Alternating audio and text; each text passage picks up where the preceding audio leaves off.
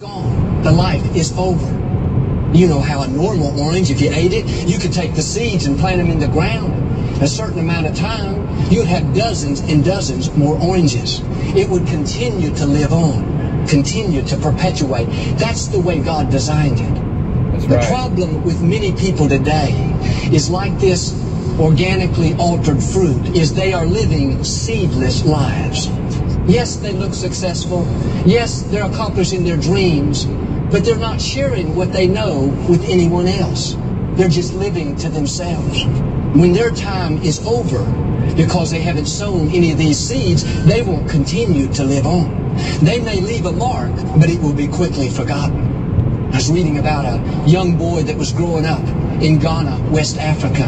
He was extremely poor, and at 16 years old, he decided to leave home, determined to find some way to help better his people. 7 years later, he returned back to his village. The people were so excited. They saw him coming down the road, ran out to meet him. They were sure that he brought wealth and riches and abundance. They said to him, "Show us what you brought." Without saying a word, he reached into his pocket and pulled out 3 tiny seeds. They looked at him confused. They said, "Is this all you brought us? You've been gone 7 years. This is it?" He planted those seeds in the ground. Not long after that, Ghana had its first cocoa plants. They multiplied and multiplied. Today, many years later, cocoa is one of the major products in Ghana. That young man left a mark that cannot be erased. How did he do it? By planting 3 simple seeds. Friends, you and I have the same opportunity. When you live your life planting seeds in others, imparting what you know, your skills, your wisdom, your love, your kindness, your encouragement, then as that seed takes root, it'll grow. That person will touch another person, and that person another, on and on. Before long, your life will be influencing thousands of people, even long after you've gone. What happened? Because you took time to invest in others, you will continue to live on. My grandmother is living on today through me. That coach that spoke faith into me, he's living on through me. I'm asking you to not live a seedless life. That orange without seeds, it may taste good for a moment while it lasts, but once it's gone, it's over. The pleasure is far too temporary. It's the same way in life. When we live without mentoring, training, teaching, modeling, we may have some success, but it's very short compared to what God had in store.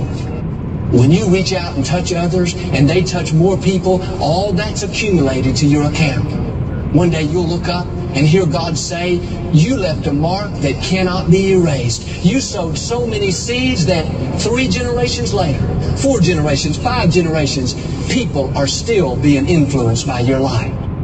And every one of us should have a project, someone that we've taken under our wing. We're encouraging them. We're teaching them our skills. We're giving them our advice. It should start with our own children or another young person, a co-worker at the office. They could easily make it to the next level. They just need a little mentoring, a little training. Take time to invest. I've heard it said, there is no greater occupation than in helping someone else succeed. In 1932, a baby was born to an unwed mother. 6 weeks later, he was adopted by this loving couple. At the age of 5, this adopted mother suddenly died.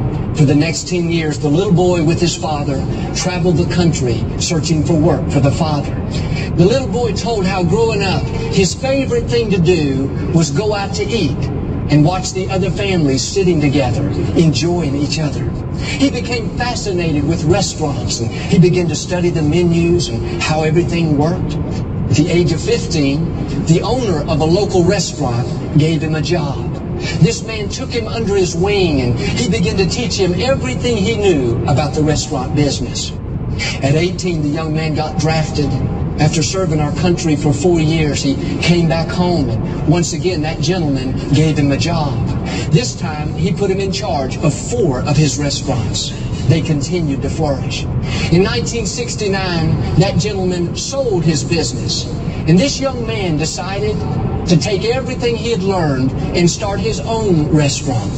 He called it Wendy's Old-Fashioned Hamburgers. Today, there are over 6,000 Wendy's, and the owner, the late Dave Thomas, is still one of the most beloved and endeared people in all of America. Mr. Thomas gave millions and millions to charities. He started numerous foundations to help adoption agencies, children learn skills, mentoring programs, on and on. Dave Thomas made a huge difference with his life, but it would have never happened if that loving couple had not adopted him, and if that restaurant owner had not taken time to mentor him, to train him, to teach him his skills, to show him his shortcuts, to impart into a young man. They didn't leave something for Dave Thomas, they left something in Dave Thomas. By investing in this young man, they left a mark that will not be... In 1 mile, make a slight right turn onto MO7 North. That you could easily take under your wing. You could mentor them. You could teach them your skills. You could speak faith into them. There is no greater giving than the giving of yourself. It's great to give money, that's important, but when you give yourself, your time, your energy, your advice, that is the ultimate gift. Now I've learned this, the greater the giving, the greater the living. You will never be more fulfilled than when you're making a difference in somebody else's life. I have a good friend that was raised in a very dysfunctional home. Her father was never around, and her mother had plenty of problems on her own.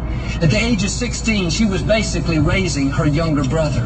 The mother was not responsible and never at home. This young lady... Make a slight right turn onto MO7 North. Mentioned that her father owned a small store and a job.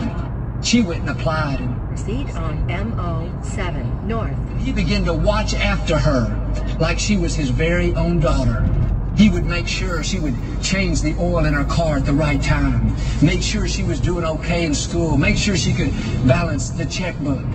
He didn't realize it, but he was the father figure that she had so longed for. Years later, when the young lady went to get married, the father was still not around. You know who she chose to give her away at the wedding? The man from the small store. He took time to make a difference.